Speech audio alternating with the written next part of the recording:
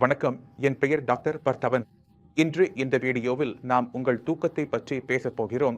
தூக்கத்துக்கும் பார்கின்சனுக்கும் என்ன தொடர்பு உள்ளது என்பதை பற்றி. இப்போது சிலர் சொல்கிறார்கள், அவர்களுக்கு தூக்கம் குறைந்து விடுகிறது என்று.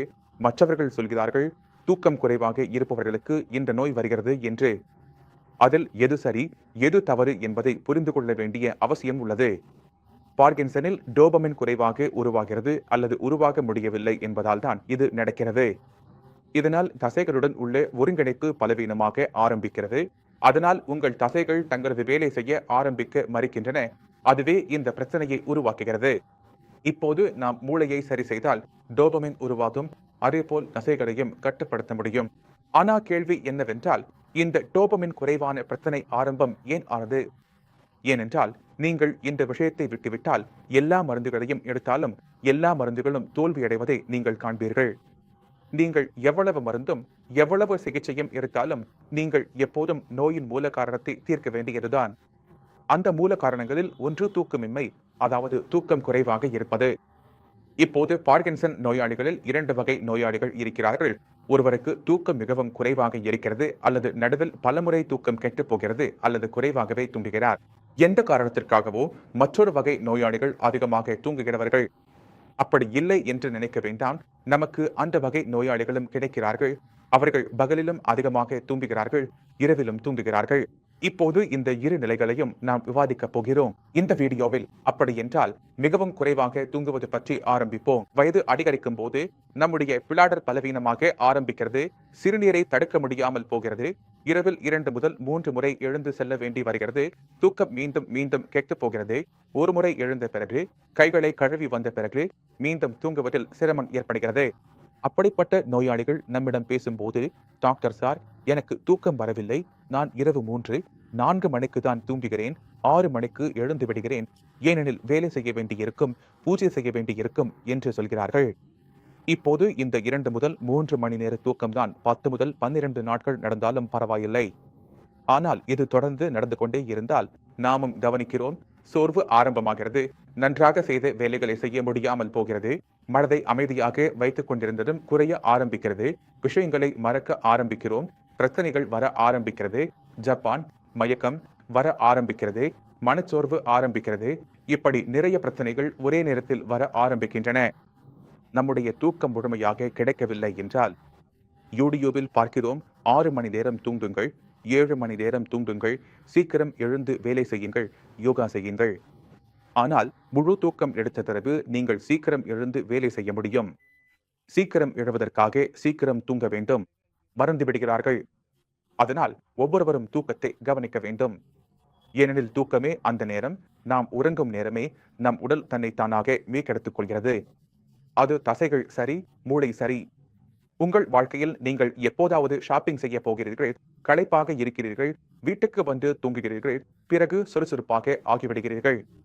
ஏன்? ஏனெனில் அந்த தூக்க நேரம் உங்கள் உடலை மீட்டெடுக்கச் செய்கிறது.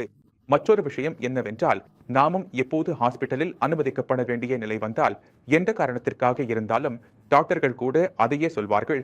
பேஷண்ட் தூங்கவும் ஓய்வெடுக்கவும் தினமும் 1 மணி நேரம் கொடுப்பார்கள். அவரை அதிகமாக பேசவிட மாட்டார்கள். ஏன் தெரியுமா? ஏனெனில் பேஷண்ட் எவ்வளவு ஓய்வெடுப்பாரோ, எவ்வளவு தூங்குவாரோ, அவ்வளவு விரைவாக அவர் மீண்டு வருவார். இதனால் நம்முடைய ஹாஸ்பிட்டல் ஸ்டே குறைந்து வருகிறது. அதனால்தான் டாக்டர்கள் எப்போதும் பேஷண்ட்களை ஓய்வெடுக்க சொல்லிக் கொண்டே இருப்பார்கள். அந்த நேரத்தில் சில சமயங்களில் நோய் இருக்கிறது, அது புரிகிறது. ஆனா இந்த ஷாப்பிங் மாதிரி விஷயத்தில் தான் நீங்களே யோசிக்கலாம். நாம சாதாரண வேலை செய்து களைப்பாகி அரை மணி நேரம் படுத்துக் கொண்டு தூங்கினாலும் நம்முடைய உடம்பு மிகவும் சீக்கிரம் மீண்டு வருகிறது. அதனால் இந்த தூக்கத்தை நாம் எடுக்க வேண்டும். கேள்வி என்னவென்றால், நாம் தூங்க விரும்புகிறோம், ஆனால் நமக்கு தூக்கம் வரவில்லை. தூக்கம் வரவில்லை என்றால், தூக்கத்தை இயற்கையான முறையில் கொண்டு வர பல வழிகள் இருக்கின்றன. உங்கள் சக்தியை பயன்படுத்தி விடுவது. தூக்கம் நமக்கு எப்போது வருகிறது?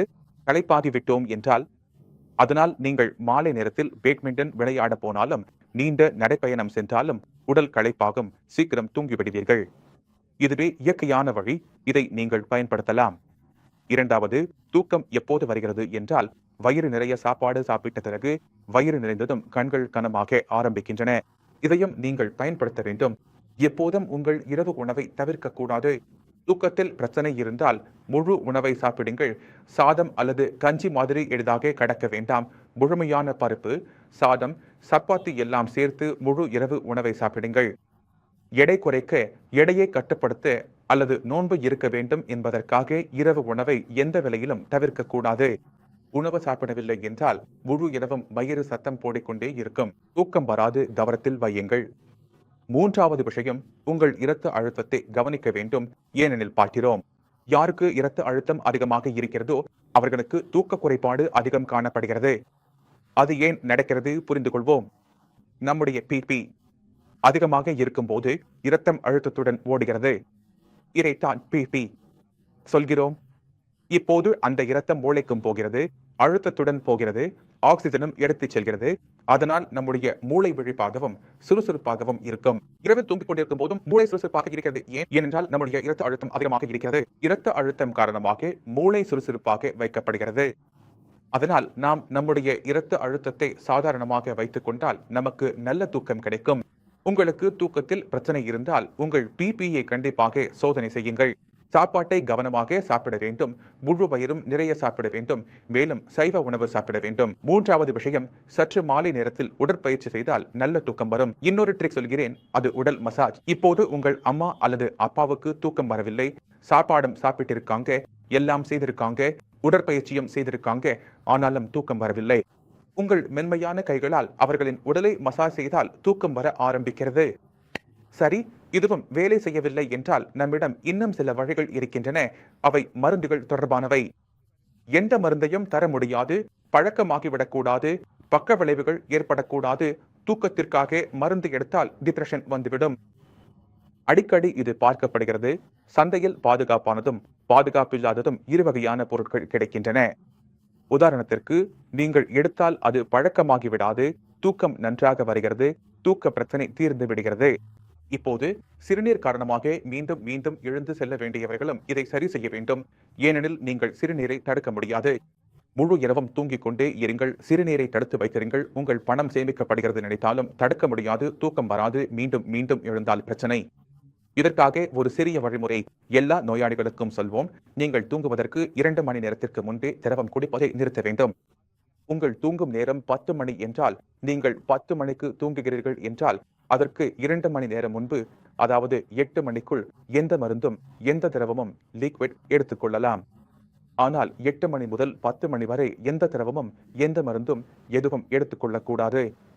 நீங்கள் எவ்வளவு திரவம் குடிப்பீர்கள் அவ்வளவு உங்கள் சிறுநீரகங்கள் அதை வடிகட்டி சிறுநீராக மாற்றும். அதனால் வெளியே செல்ல வேண்டியிருக்கும்.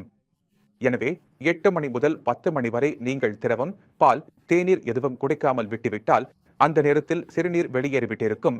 அதனால் 10 மணிக்கு தூங்கும் போது காலை சீக்கிரம் எழ வேண்டிய அவசியம் இருக்காது. இது நமக்கு கிடைக்கும் நன்மை. குறிப்பாக நீரிழிவு நோய் உள்ளவர்கள், புரோஸ்டேட் பிரச்சனை உள்ளவர்கள், அவர்கள் மீண்டும் மீண்டும் எழ வேண்டியிருக்கும். அதனால் அவர்கள் தங்களது நீரிழிவு மற்றும் நிலையை கவனிக்க வேண்டும். இது குறைந்த தூக்கம் வருபவர்களுக்கு எப்படி தூக்கம் வரச் செய்வது என்பதற்கான ஆலோசனை. அதிக தூக்கம் வருபவர்களுக்கு என்ன பிரச்சனை என்றால், பெரும்பாலும் நோயாளி சொல்வார், எனக்கு அதிக தூக்கம் வருகிறது, நான் பகலிலும் தூங்குகிறேன், இரவிலும் தூங்குகிறேன். அப்போது புரிந்து கொள்ள வேண்டும், இது ஏன் நடக்கிறது என்றால், உடலில் தசைகள், உடல் பலவீனமாக இருக்கிறது, குறைபாடுகள் உள்ளன, உடல் மிகவும் பலவீனமாக உள்ளது, கண்களை திறப்பதே கடினம், நோயாளி உட்கார்வதே கடினம், கழுத்தை நிமிர்ப்பதே கடினம், ஏனெனில் உடல் மிகவும் பலவீனமாக உள்ளது. இப்படிப்பட்ட நோயாளிகளுக்கு நாமும் வெறும் மூளையில் மட்டும் கவனம் செலுத்தக்கூடாது, வெறும் பார்க்கின்சனில் மட்டும் கவனம் செலுத்தக்கூடாது. அவர்களின் முழு உடலிலும் கவனம் செலுத்த வேண்டும். அவர்களின் உடலுக்கு சக்தி, ஆற்றல், புரதம், விதைகள், வைட்டமின்கள் எல்லாம் கிடைக்க வேண்டும். உடல் முதலில் எவ்வளவு சுறுசுறுப்பாக ஆகஸ்ட் ஆரம்பிக்க வேண்டும். நாம் அவர்களின் உடலுக்கு சக்தி கொடுக்க ஆரம்பித்ததும் அவர்கள் முழு நாளும் தூங்கும் பழக்கம் குறைய ஆரம்பிக்கிறது. உங்கள் நோயாளி பலவீனமாக இருக்கிறாரா இல்லையா என்பதை நீங்கள் மதிப்பீடு செய்ய வேண்டும்.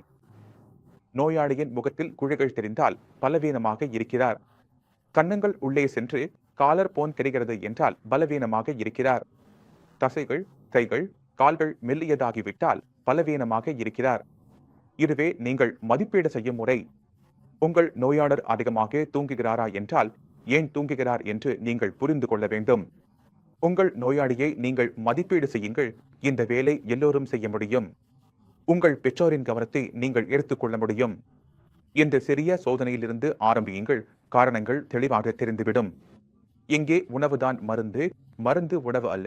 நீங்கள் நோயாளிக்கு உணவு, சூட் கொடுக்க வேண்டும், உடலுக்கு சக்தி கொடுக்க வேண்டும். சக்தி உடலில் சேரும் போது உடல் சுறுசுறுப்பாகும். நீங்கள் மருந்து மீது மட்டும் நம்பிக்கையுடன் இருக்க முடியாது. நோயாளிக்கு மருந்தும் உணவும் இரண்டும் தேவை. அவர் ஒரு நாளில் 2 அல்லது 3 சப்பாத்தி மட்டும் சாப்பிட்டால் போதாது. நோயாளிக்கு முழு உணவு, மருந்தும் கொடுக்க வேண்டும். மேலும் உடலுக்கு சக்தி தரும் மருந்துகளை தேர்வு செய்ய வேண்டும். அதேபோல் அதிக புரதம் உணவுகளை வழங்க வேண்டும். இதனால் தசைகள் உருவாகும், என்சைம்கள் விவசிக் உருவாகும். இதனால் உடல் வலிமை உணரப்படும். இதெல்லாம் சிறிய சிறிய விஷயங்கள் தான். ஆனால் ஒவ்வொரு பார்க்கின்சன் நோயாளியின் குடும்பத்தினரும் நோயாளியும் கவனிக்க வேண்டும். இதனால் பார்க்கின்சன் நோயாளிகளில் ஏற்படும் தூக்க பிரச்சனைகள் குறையும். இந்த வீடியோவிலிருந்து தூக்கத்தை பற்றி உங்களுக்கு எல்லாம் தெரிந்திருக்கும். நிறைய விஷயங்கள் தெரிந்திருக்கும். ஆனால் இன்னும் மனதில் ஏதாவது சந்தேகம் இருந்தால் பயப்பட வேண்டாம். நீங்கள் வர வேண்டும், டாக்டரிடம் பேச வேண்டும், உங்கள் பார்க்கின்சன் பிரச்சனையை சரி செய்ய வேண்டும். ஆனால் போவதற்கு முன் நீங்கள் அந்த 24 பார்க்கின்சன் நோயாளிகளை சந்திக்க வேண்டும். ஏனெனில் அவர்களது கதையும் உங்களுடையதைப் போலவே இருக்கும்.